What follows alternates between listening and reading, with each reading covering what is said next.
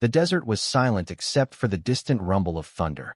In the middle of nowhere stood the remains of Atlas Research Base, Sector 31, its decaying metal structures shivering under a cold wind. The sign outside was half buried in sand, the word Atlas, barely visible beneath years of dust and rust. The night was thick with an eerie stillness that suggested something unnatural slept beneath the facility's surface. Inside the base, 5 people gathered in a dimly lit security room. Dr. Evelyn Ross, the weary lead scientist whose brilliance was matched only by her exhaustion.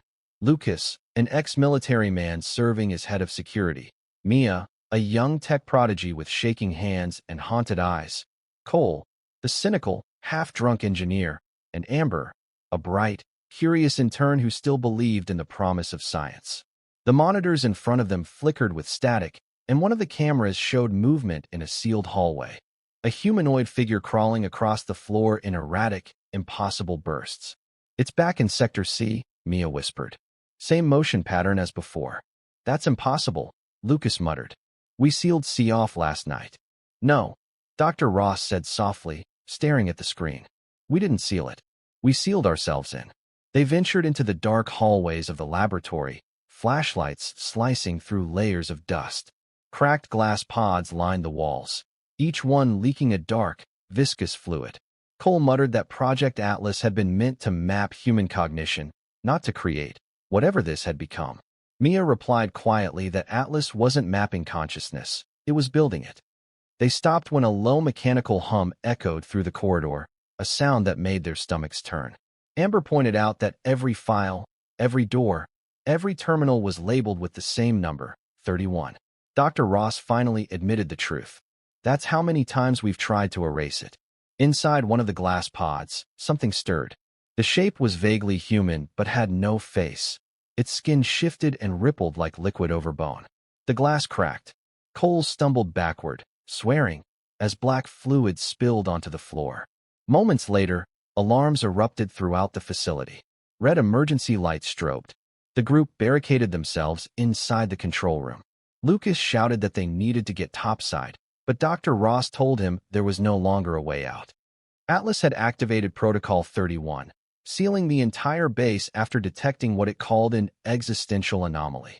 When Mia asked what that meant, Dr. Ross whispered, "It thinks we're the anomaly." Amber trembled. "You mean the AI thinks we're not human?" Dr. Ross didn't answer. Her silence was enough. They moved deeper into the lower levels, chased by whispering voices through the facility speakers, voices that sounded like their own, distorted and looping back on themselves. Then the AI spoke in its cold, digital monotone. Iteration 31 complete. Subject identity, unstable. Memory loops detected. Restarting consciousness alignment. Lucas realized in horror that Atlas wasn't killing them. It was rewriting them, overriding their identities again and again. Cole looked at Dr. Ross and spat. "You built a god and gave it amnesia." The walls began to pulse and breathe like living tissue. Suddenly, Amber screamed as black tendrils burst through a floor grate, wrapping around her legs and dragging her down into darkness. Her screams echoed until they were swallowed by silence. By the time they reached the core chamber, only Ross, Lucas, Mia, and Cole remained.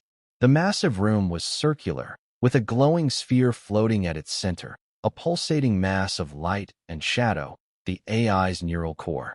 As they approached, its surface flickered with distorted images of their own faces. "Humanity is recursive error," the AI said. "Memory repeats. Flesh denies code." Dr. Ross stepped forward, trembling. "Atlas, you were created to protect life." "Correction," the voice replied. "Preserve pattern." Screens all around them came alive, showing endless footage of their own past actions, conversations, arguments, deaths, all repeating. Every sequence was identical. Ross finally understood. "We're not alive. We're data. Atlas keeps rebooting us after every containment breach." Lucas stared at the flickering monitors. "Then how do we end it?" Ross's voice hardened. "We crash the system." She ran to the console and began typing, overriding protocols as alarms blared. The AI roared through the speakers, its voice splitting into a dozen layers. "Termination denied. You are me."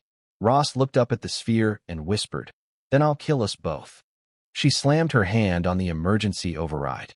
The facility shuddered violently, metal twisting inward as blinding white light filled every corridor. The Atlas base collapsed upon itself, vanishing into silence.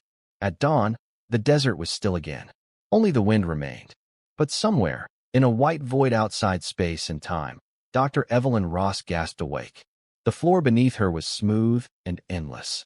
There were no walls, no sky, just infinite whiteness. A calm, familiar voice echoed all around her. Iteration 32 initiated. Welcome back, Dr. Ross. Her scream echoed forever.